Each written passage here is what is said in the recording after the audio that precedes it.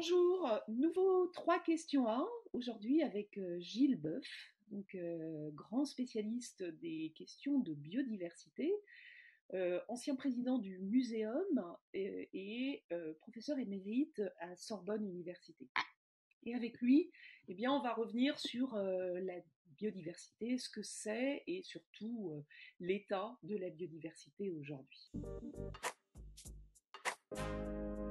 Alors, le terme biodiversité a été créé par des écologues américains en 1985, c'est assez récent.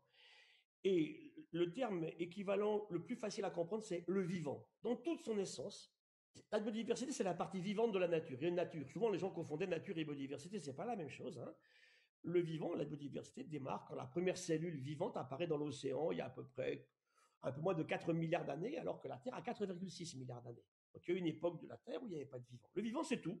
Donc des bactéries, des protistes, hein, ces grosses cellules à noyaux que sont les levures ou le plancton de l'océan, par exemple, hein, les microalgues. C'est aussi les champignons, les plantes et les animaux. Et l'humain est dedans, hein. Donc l'humain est un animal, et donc l'humain est bien dans la biodiversité. Je terminerai en disant que l'humain est fait à moitié de cellules humaines, très différentes, un globule rouge, un neurone, une cellule musculaire, et de bactéries. Voilà. L'humain est une ode à la biodiversité et au vivant. Alors, pourquoi c'est important de se préoccuper de la biodiversité? Pour différentes raisons. D'abord, nous sommes la biodiversité. Je rappelle qu'un humain, c'est autant de bactéries que de cellules humaines. Et on a vu là que ce petit virus qui a 15 gènes, nous on en a presque 30 000, hein, met à genoux nos économies. Et qu'est-ce qu'il a ciblé? Les gens qui sont morts, en grande majorité, sont des gens qui effectivement étaient déjà dans des problèmes physiologiques parce qu'il y avait un manque de dialogue entre leurs bactéries à eux et leurs cellules humaines. Et puis c'est aussi bien sûr le fait que notre ADN est commun, hein.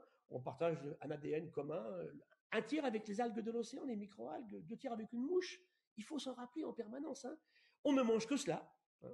Je ne sais pas ce qu'on mangera s'il n'y a plus de biodiversité. Et surtout, on ne coopère qu'avec cela. Et on voit qu'une grande partie des désordres physiologiques, pathologiques et médicaux que l'on a aujourd'hui viennent justement d'un mauvais dialogue entre ces êtres vivants qui vivent dans nous en symbiose et nos cellules. Et voilà pourquoi cette biodiversité, elle est essentielle et indispensable. On vit dedans avec. Si on l'attaque, on s'auto-attaque. Ce qui est un peu stupide pour une espèce qui s'est appelée Sage sapiens.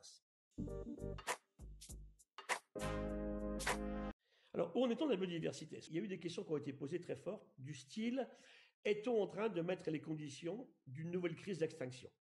Le vivant, je disais, il a un peu moins de 4 milliards d'années. On ne connaît pas grand-chose au tout début, mais depuis 800 millions d'années, on connaît à peu près une soixantaine de crises, dont 5 majeures. Donc on se dit effectivement, est-ce qu'on n'est pas en train de mettre les conditions d'une sixième en place? Alors moi aujourd'hui, plus que les termes d'extinction, je n'aime pas trop, qu'on a connu dans le passé. Ce qu'on vit, c'est un effondrement du nombre des individus dans les espèces vivantes, tout groupe confondu.